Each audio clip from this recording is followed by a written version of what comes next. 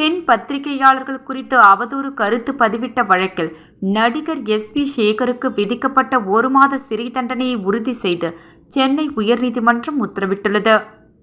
பெண் பத்திரிகையாளர்கள் குறித்து 2018 சமூக வலைதளங்களில் சர்ச்சைக்குரிய வகையில் கருத்து தெரிவித்த சேகருக்கு எதிரான வழக்கில் சென்னை சிறப்பு நீதிமன்றம் சேகருக்கு 1 மாதம் சிறை தண்டனை மற்றும் 15,000 ரூபாய் அபராதம் விதித்தது. கடந்த ஆண்டு பிப்ரவரி 19 தீர்ப்பளித்தது.